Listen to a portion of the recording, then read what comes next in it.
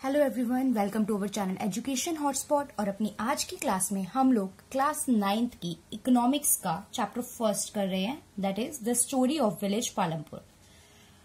इससे पहले मैं एक वीडियो बना चुकी हूं जिसमें मैंने आप लोगों को बेसिक मीनिंग बताया है 9th-10th के लिए कि आपको एसएसटी में कौन कौन से पार्ट हैं एसएसटी के जो पढ़ने होते हैं और उनका स्पेसिफिक मीनिंग क्या है, कि इकोनॉमिक्स क्या होता है, हिस्ट्री क्या होता है, ज्योग्राफी क्या होता है, आपका सिविक्स क्या होता है। तो वहां पे मैंने उसके बारे में डिटेल में डिस्कशन की है। तो आई सजेस्ट ये वीडियो देखने से पहले आप एक बार वो वीडियो देख लीजिए ताकि आपको इकोनॉमिक्स का मीनिंग क्लियर हो जाए कि इकोनॉमिक्स है क्या। क्योंकि इकोनॉमिक्स आपको 9th में भी पढ़नी है, 10th में भी पढ़नी है, एंड अगर आप आर्ट्स या कॉमर्स लेते हैं तो आप 11th एंड 12th में भी इकोनॉमिक्स पढ़ेंगे।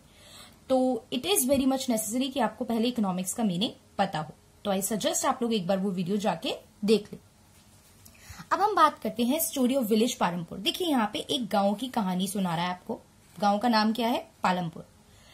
पालमपुर की अगर मैं बात करूं तो पालमपुर एक हाइपोथेटिकल विलेज लिया है इसने। मतलब प्रैक्टिकली ऐसा कोई विलेज एग्जिस्ट नहीं करता, बट कुछ बात समझाने के लिए इसने आपको पालमपुर का एग्जाम्पल लिया। अब देखिए पालमपुर ऐसी जगह होगी पालमपुर नाम की, लेकिन एक से ज्यादा जगह भी हो सकती है पालमपुर नाम की। तो आप लोग अपने कनेक्शन ढूंढने लगो कि हमारे गांव के पास एक पालमपुर है, हमारे पर्टिकुलर इस प्लेस के पास एक पालमपुर है। तो ये उस पालमपुर की बात नहीं हो रही है, ठीक है। Just to make you clear, यहाँ पे ये पालमपुर जो यूज किया गया है, that Palampur is only about कि आपको चीजें समझ में आ जाए कि एक विलेज की लाइफ कैसी होती है, विलेज में क्या काम होते हैं, कैसे वर्क फंक्शन करते हैं, चीजें वहां पे ऑपरेट होती हैं, ये बताया गया है आपको, ठीक है। तो टॉपिक क्या क्या हमें कवर करने हैं इस चैप्टर में अगर हम देखें तो सबसे पहले तो ये बताया गया रूरल एरिया में किस तरीके के ट्रांसपोर्ट और कम्युनिकेशन के मीडियम है, प्रोडक्शन किस तरीके से होता है वहां पे, ये फिक्स कैपिटल वर्किंग कैपिटल क्या है हम चैप्टर में आगे देखेंगे। फिर फैक्टर ऑफ प्रोडक्शन देखेंगे हम यहाँ पे। पालमपुर में फार्मिंग यानी खेती कैसी थी, क्या टाइप्स और क्या टेक्निक यूज करते थे लोग, मतलब तो एक तरीके से हो गया कि रूरल एरिया में पालमपुर की जब हम बात करें तो आप लोग दिमाग में क्या रखेंगे कि we are talking about rural area. Rural area में किस टाइप और टेक्निक को हम यूज करते हैं और किस तरीके की नॉन फार्मिंग एक्टिविटीज यूज की जाती हैं डेयरी और ट्रांसपोर्ट में। अब हम बात कर रहे हैं पालमपुर के बारे में, स्टार्ट करते हैं पालमपुर में। देखिए पालमपुर में काम क्या होता था। सबसे पहले अगर मैं ये देखूं तो पालमपुर में फार्मिंग जो थी वो मेन एक्टिविटी थी। यहाँ पे फार्मिंग मतलब खेती जो थी, खेती मेन एक्टिविटी थी पालमपुर में। लोग जो थे वो पैसा कमाने के लिए क्या काम करते थे? फार्मिंग करते थे। कुछ और एक्टिविटीज भी यहाँ पे देखी गई जैसे कि मैन्युफैक्चरिंग। मैन्युफैक्चरिंग मतलब होता है किसी चीज को प्रोडक्शन करना, कंपनी इंडस्ट्रीज में काम करना, बेसिकली फैक्ट्री या फिर इंडस्ट्री में काम करके कोई चीज बनाना, ये मैन्युफैक्चरिंग में जाता है, ठीक है। तो मैन्युफैक्चरिंग भी देखी गई। डेयरी मतलब क्या होता है, आपको पता है ना रूरल एरियाज में बहुत ज्यादा गाय भैंसी ये सब पाली जाती है, इनसे दूध निकलता है, दूध से डेयरी प्रोडक्ट बनते हैं, मिल्क, ठीक है, दही, दूध, ghee, paneer, they all are dairy products. तो डेयरी वाला काम जो है ये होता है वहां पे। ट्रांसपोर्ट भी वहां पे देखा गया है। अब यहाँ पे एक वर्ड यूज हुआ रिसोर्सेज। देखिए रिसोर्सेज इकोनॉमिक्स में यूज हुआ, रिसोर्सेज काफी जगह वर्ड यूज होगा। तो रिसोर्सेज का मतलब आपको पता होना चाहिए कि रिसोर्सेज होते क्या है। देखो बहुत जगह आपने सुना होगा कि ये बच्चा अच्छी पढ़ाई कर गया जबकि उसके पास रिसोर्सेज अवेलेबल नहीं थे, फिर भी इस बच्चे ने इतनी अच्छी पढ़ाई की, ठीक है, आप ऐसा सुनते हो। तो वहां पे रिसोर्सेज क्या होते हैं कि उस बच्चे के पास रिसोर्सेज नहीं थे। मतलब फॉर एग्जांपल हम कहते हैं कि उसके पास पढ़ाई करने के लिए प्रॉपर मनी नहीं थी, इलेक्ट्रिसिटी नहीं थी, ठीक है, पुअर से एरिया में रहता था, कनेक्टिविटी नहीं थी, अच्छी ट्यूशंस नहीं थी, नेट नहीं चलता था तो वो वीडियोज नहीं देख पाता था। तो these kind of problem are present जब हम बात करते हैं किसकी? रिसोर्सेज की, ठीक है। तो रिसोर्सेज एग्जैक्ट मीनिंग देखूं तो रिसोर्सेज मतलब वो पर्टिकुलर चीजें जो किसी डिजायर गोल को अचीव करने के लिए चाहिए होती हैं। जैसे कि मुझे किसी चीज का प्रोडक्शन करना है, फॉर एग्जाम्पल मुझे इस पेन का प्रोडक्शन करना है, तो पेन के प्रोडक्शन करने के लिए आपको क्या क्या चाहिए? पेन के प्रोडक्शन करने के लिए आपको यहाँ पे प्लास्टिक चाहिए होगी, वो लेबर चाहिए होगी जो ये काम करके बनाएगी। पेन में जनरली आगे रबड़ लगती है, कुछ पेन में वो रबड़ चाहिए होती है, इंक चाहिए होगी, इसकी निब चाहिए होगी। तो ये सब इस पेन के लिए क्या हो जाएंगे? रिसोर्सेज हो जाएंगे, ठीक है। तो पेन बनाने के लिए जो भी चीजें चाहिए थी, यहाँ पे इस बच्चे को पढ़ के अच्छे नंबर लाने के लिए ये सारी चीजें चाहिए थी, ठीक है। तो ये सब रिसोर्सेज होते हैं। तो रिसोर्सेज मतलब the means required to achieve the desired goals. जैसे कि बहुत सारी चीजें, नेचुरल रिसोर्सेज, आप फैक्ट्री में काम करोगे तो नेचर की बहुत सारी चीजें यूज कर सकते हैं हम लोग। मैन मेड यानी लेबर हम लोग यूज करेंगे, इंसान के एफर्ट आप यूज कर रहे हो और पैसा आप यूज कर रहे हो, ठीक है। तो दीज काइंड ऑफ रिसोर्सेज, इसी में से अलग अलग नेचुरल में बहुत सारे रिसोर्सेज हैं, हवा, पानी, ये सब आप यूज कर रहे हो, ठीक है। तो ये नेचुरल रिसोर्स का पार्ट हो जाता है, इसमें आपके ये सारे एग्जाम्पल्स में जा सकते हैं। अब इसके बाद हम लोग रिसोर्सेज के बाद हम लोग नेक्स्ट चीज देखेंगे, दैट इज पालमपुर विलेज के बारे में कुछ बेसिक बातें, ठीक है। मैंने आपको बताया हाइपोथेटिकल विलेज है, प्रैक्टिकली एग्जिस्ट नहीं कर रहा है, बट उसने कुछ चीजें बताई हैं विलेज के बारे में, तो हम रूरल एरिया से कंपेयर करके देखेंगे। सबसे पहले हम देखते हैं कनेक्टिविटी। कनेक्टिविटी क्या होता है, जैसे आप कहीं जाना हो पर्टिकुलरली, आज के टाइम पे हम कह रहे हैं ना कनेक्टिविटी खराब हो गई, कोरोना चल रहा है, मेट्रोज नहीं चल रही, बस की फैसिलिटीज उतनी अच्छी नहीं चल रही, कहीं आना जाना है तो हमको क्या यूज करना पड़ रहा है, अपना व्हीकल यूज करना पड़ रहा है, उसके अलावा ऑप्शन नहीं है, तो कनेक्टिविटी खराब हो गई, है ना।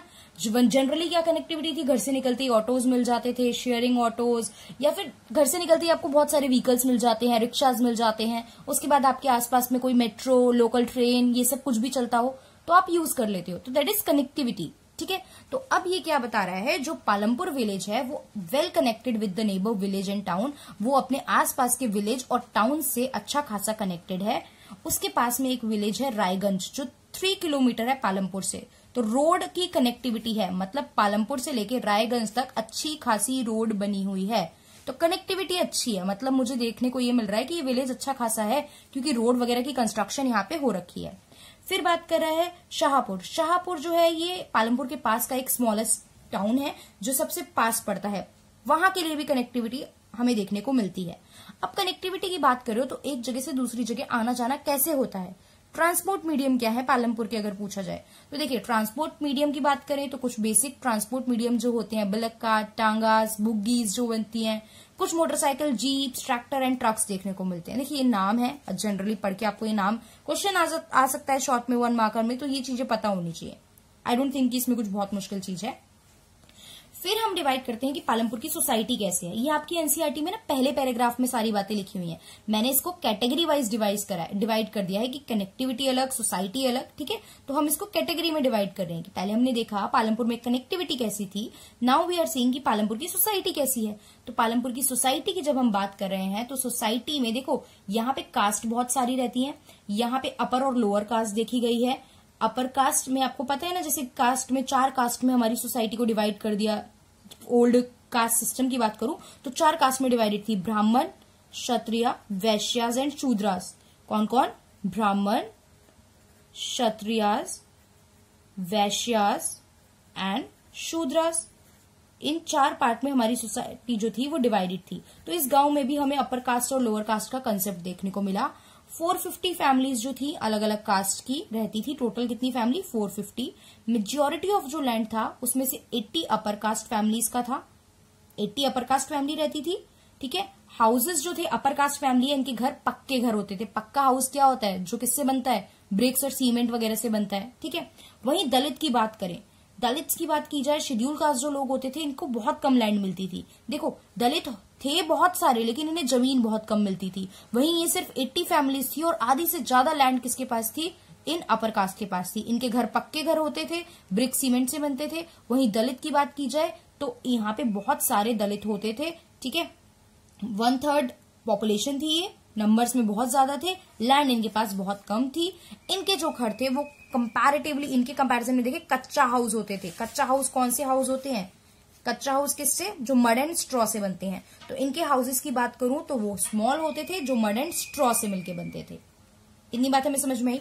अब अगर मैं पूछूं कि पालमपुर विलेज में क्या सोशल इनइक्वालिटी एग्जिस्ट करती थी, is their social inequality in the village Palampur. अब आप 8th क्लास तक की कहानी नहीं है, कुछ बैक क्वेश्चंस रटे नंबर आ गए। 8th क्लास तक भी in between the text book के बीच से भी क्वेश्चन आते हैं, तो अब हर चीज पता होनी चाहिए। अगर मैं आपसे पूछूं क्या पालमपुर में सोशल इनइक्वालिटी एग्जिस्ट करती थी, तो यस, आपको पता चल गया। मैंने सोसाइटी का सेक्शन यहाँ पे अलग लिखा, आपको पता चला yes, upper caste and lower caste में क्या था, एग्जिस्ट करती थी डिफरेंसेस, क्योंकि अपर कास्ट के पास जगह बहुत ज्यादा थी, लोअर कास्ट के पास जगह बहुत कम थी। अपर कास्ट जो थे वो पक्का हाउस में रहते थे, लोअर कास्ट जो थे वो कच्चा हाउस में रहते थे। इससे हमें डिफरेंसेस पता चलता है। अब बात करते हैं इलेक्ट्रिसिटी कैसी थी। यहाँ पे इलेक्ट्रिसिटी थी, देखा गया है ट्यूबवेल्स वगैरह यूज होते थे, तो और मोटर वगैरह का कंसेप्ट यहाँ पे पालमपुर विलेज में देखा गया। तो मतलब ये अच्छा खासा डेवलप्ड विलेज लग रहा है, क्योंकि इलेक्ट्रिसिटी भी देखने को मिली, कनेक्टिविटी भी देखने को मिल रही है। यहाँ पे रोड ट्रांसपोर्ट अच्छा है, पक्के घर भी बने हुए हैं। यहाँ पे एजुकेशन की बात करें तो 2 प्राइमरी स्कूल और 1 हाई स्कूल है, ठीक है। प्राइमरी स्कूल है 2 और एक हाई स्कूल भी है यहाँ पे। हेल्थ की बात करें तो एक हेल्थ केयर सेंटर है जो सरकार चला रही है और एक प्राइवेट डिस्पेंसरी है। मतलब एक काइंड ऑफ हॉस्पिटल टाइप आप कह सकते हो जो गवर्नमेंट का हॉस्पिटल है, जो गवर्नमेंट के अकॉर्डिंग चल रहा है, और एक प्राइवेट डिस्पेंसरी है जो प्राइवेट पीपल चला रहे हैं, जिसपे गवर्नमेंट का कोई रोल नहीं है। तो इसका मतलब अब एक क्वेश्चन मैं आपसे रेज करूं कि आप कैसे कह सकते हो कि पालमपुर एक वेल डेवलप्ड विलेज है। मैंने पहले ऊपर कहानी लिखी है, उसके बाद एक क्वेश्चन दिया है, how will you say that Palampur is a well developed village. देखो विलेज के वेल डेवलप्ड होने के लिए क्या क्या चीजें चाहिए होती है, वहां पे फैसिलिटीज होना चीजों की, तो वो विलेज डेवलप कहलाएगा। तो यहाँ पे आपने देखा कनेक्टिविटी थी, यस थी। आपने यहाँ क्या देखा, यहाँ पे हेल्थ फैसिलिटी है, बिल्कुल है। एजुकेशन है, बिल्कुल है। पक्का हाउस भी देखने को मिल रहे हैं, थोड़े बहुत अपर कास्ट के लोगों के ही है, बट पक्का हाउस है, बिल्कुल है। तो ऑल दीज मतलब आपने देखा थोड़ी सी मोटर बाइक्स और ये सब भी है यहाँ पे, है बिल्कुल। रोड ट्रांसपोर्ट देखा, विलेज और आसपास के टाउन से कनेक्टेड है पालमपुर। तो all these shows that Palampur is a well developed village. अगर क्वेश्चन आता है तो आप 1 2 3 करके अलग अलग पॉइंट्स बनाओगे, जैसे मैंने यहाँ पे आपके पॉइंट्स मेंशन करे हैं। अब डिटेल में आता है तो सारी कहानी एज इट इज लिख दो जैसे मैंने लिखी है। शॉर्ट में आता है तो बस आप लिखो yes Palampur is a well developed village because it has the facility like, अब सीधा लिख दो, it has the facilities like, क्या क्या है, कनेक्टिविटी, इलेक्ट्रिसिटी, एजुकेशन, हेल्थ, पक्का हाउस। खत्म आंसर, ठीक है। तो डिपेंड करता है क्वेश्चन कितने मार्क्स का आ रहा है, उसके बेसिस पे आप आंसर लिखोगे। मैं क्वेश्चन साथ साथ डिस्कस करके चल रही हूँ बिकॉज प्रॉब्लम क्या आती है, चैप्टर पढ़ लिया, समझ लिया, मुश्किल नहीं लगा, बहुत आसान था, बट क्वेश्चन आंसर ही नहीं करने आते, समझ ही नहीं आता कितना लिखना है। तो ये क्वेश्चन ज्यादा मार्क्स का आएगा तो भी मैंने बता दिया, और ये क्वेश्चन कम मार्क्स का आएगा तो भी मैंने बता दिया कैसे करना है। ओके, अब एक वर्ड है हमारा प्रोडक्शन। तो प्रोडक्शन क्या होता है, देखो अभी आपको एक मैन्युफैक्चरिंग वर्ड बताया ना, मैन्युफैक्चर करना, प्रोडक्शन करना, तो ये दोनों सेम चीज है। रॉ मटेरियल को फिनिश्ड गुड में चेंज कर देना, रॉ मटेरियल को कच्चा माल इकट्ठा करके उसको एक प्रॉपर गुड तैयार करा देना जिसकी हमें जरूरत पड़ रही है, goods and services that we want, जो हमें चाहिए उस अकॉर्डिंग। ये वर्ड भी आप ऐड कर सकते हो, the process of converting raw material into the finished good and services that we want, जो चीज हमें चाहिए उसे हम कहते हैं प्रोडक्शन। उस प्रोसेस को, उस प्रक्रिया को क्या कहा जाता है, प्रोडक्शन। तो व्हाट इज दिस, अगेन हम लेते हैं इस पेन का एग्जांपल। इस पेन को बनाना था, पेन को बनाने के लिए आपने क्या करा, रॉ मटेरियल चाहिए होगा, देखो प्लास्टिक लाए होंगे आप प्रॉपर, मैंने बोला इसके अंदर इंक के लिए निब है वो आई होगी, मतलब पेन की निब आती है, ये इंक वाला पार्ट आएगा आपका। उसके बाद ये लेबर जो काम करेगी वो आएगी, उसके बाद एक जगह चाहिए होगी जहां पे लेबर काम कर रही है, इस पेन को बनाने के लिए बैठी है, कुछ मशीन्स लगाई होंगी लेबर ने काम करने के लिए। तो उसके बाद जाके उसने ये पूरा एक पेन रेडी करा होगा जैसा आप यूज कर रहे हो, जैसा आपको चाहिए, ठीक है। तो ये पेन बनने का जो पूरा प्रोसेस था वो क्या कहलाता है, प्रोडक्शन। समझ में आई बात, तो ये चीज होती है प्रोडक्शन। किसी भी चीज को बनाने का जो पूरा प्रोसेस होता है उसे हम प्रोडक्शन कहते हैं। किसी भी चीज को प्रोड्यूस करने के लिए, किसी भी काम को करने के लिए बेसिकली आप समझो तो हमें 4 चीजें चाहिए होती हैं जिन्हें हम कहते हैं फैक्टर ऑफ प्रोडक्शन। ये क्वेश्चन बन सकता है एग्जाम में, what is production and what are the factor of production. याद कर लो बिल्कुल अच्छे से, 2 3 4 बार बोल के, ये 4 हमारे फैक्टर ऑफ प्रोडक्शन होते हैं। कोई भी काम करना हो ये 4 चीजें तो रिक्वायर्ड होती ही होती हैं, इनके बिना काम नहीं होगा। क्या है ये 4 चीजें, लैंड, लेबर, कैपिटल, एंटरप्रेन्योर। क्या है, लैंड, लेबर, कैपिटल, एंटरप्रेन्योर। एक एक करके समझते हैं। देखिए कोई भी काम करना है, जैसे मैंने बोला पेन बनाना है, एक जगह चाहिए होगी, फैक्ट्री चाहिए, कुछ ना कुछ स्पेस चाहिए, बड़ी फैक्ट्री नहीं छोटी जगह लोगे जहां पे काम करोगे, तो इसका मतलब लैंड जरूरी है, बिल्कुल जरूरी है। जो लेबर काम करेगी, जो बनाएगी, काम करेगा कौन, लेबर चाहिए ना, तो लेबर काम करेगी। कैपिटल मतलब एक तरीके से हो गया पैसा, capital is money here.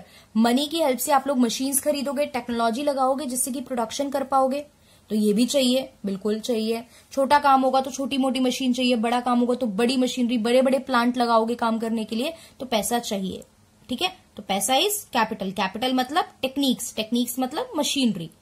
Entrepreneurship, at last एक ओनर चाहिए ना जो सारे काम देखेगा, who will manage the things, ये सब काम मैनेज कौन करेगा, ओनर ही तो करेगा, तो एट लास्ट एक ओनर भी चाहिए, ठीक है। तो ये 4 चीजें चाहिए। अब आप काम करते हो ना, इन सबको इनके बदले, काम करने के बदले कुछ ना कुछ मिलता है।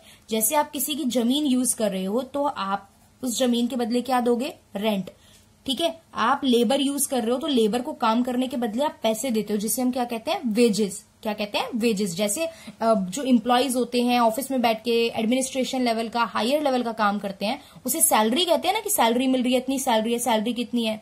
तो जो डेली वाला काम करते हैं ना, डेली काम करके पैसे ले लिए, एक दिन का, एक हफ्ते का कितना बना, उन्हें वेजेस कहते हैं। कैपिटल, पैसा जो आप यूज करते हो, पैसे पे जाता है इंटरेस्ट। ठीक है। उसके बाद ओनर का क्या होता है, देखो सारे खर्चे हटाने के बाद एट लास्ट जो बच गया, जितना भी चीज बच गई वो होता है प्रॉफिट, और सारा प्रॉफिट किसका होता है, ओनर का, राइट। तो जितने भी फैक्टर ऑफ प्रोडक्शन आप किसी भी काम में, देखो ये 4 चीजें तो किसी भी काम में जरूरी है, और इन चारों चीजों को अपने अपने बदले का हिस्सा मिलता है। They all will get the return in the form of money, बस उसका नाम बदल जाता है। लैंड को मिलता है रेंट, लेबर को मिलता है वेजेस, कैपिटल को मिलता है इंटरेस्ट, एंड एंटरप्रेन्योरशिप यानी ओनर को मिलता है प्रॉफिट। ये कंसेप्ट क्लियर हुआ production and factor of production का। अगली क्लास में हम लोग कैपिटल, टाइप्स ऑफ कैपिटल, ये सब देखेंगे। आज की वीडियो में इतना ही। Thank you for watching the video.